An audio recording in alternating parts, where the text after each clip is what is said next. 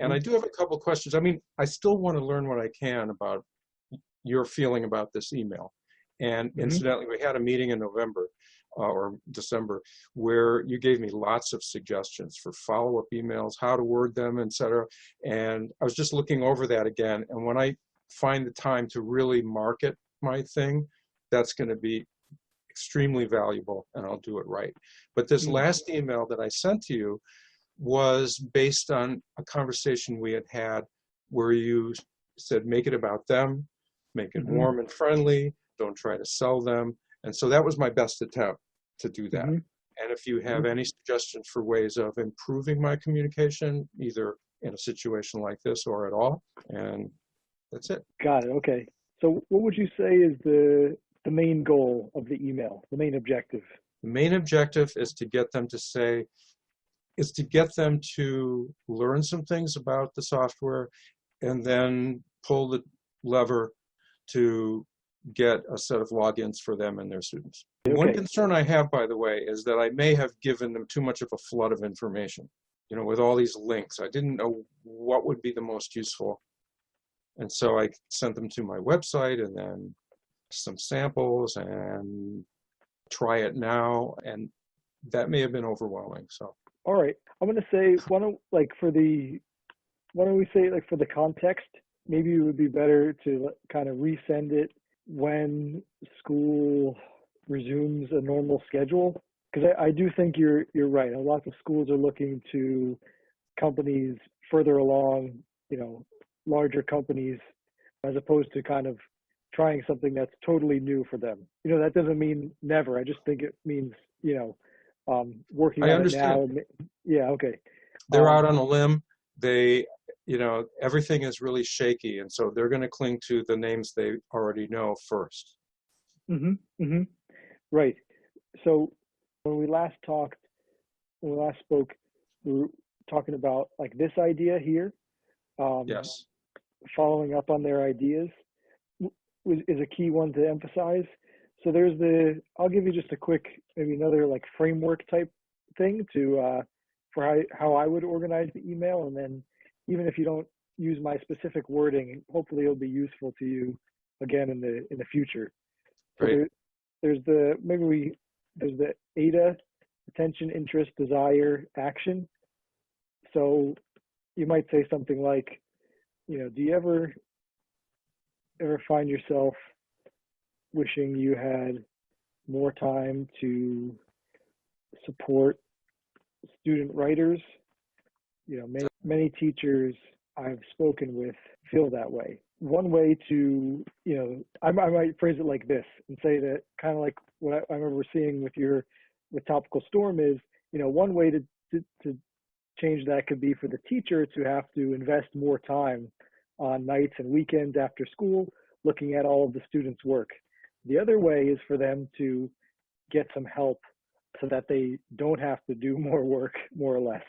So I would kind of create like two worlds, what they might think they have to do to fix this issue and what you're going to offer as an alternative.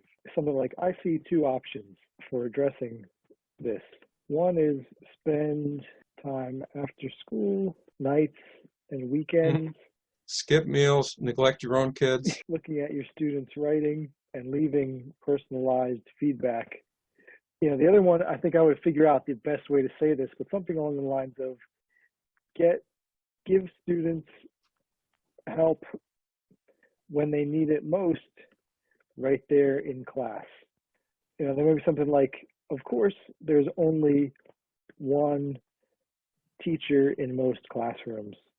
However, let's see here, we might say something like, maybe we go back, we might say something like, and you probably know that one of the biggest needs that students have is getting started with their writing, something like that. Right. If you're interested in, now we want to try to introduce your solution in a kind of smooth way. I might say my website, Topical Storm, is a free app that is like inviting a second writing teacher into your classroom.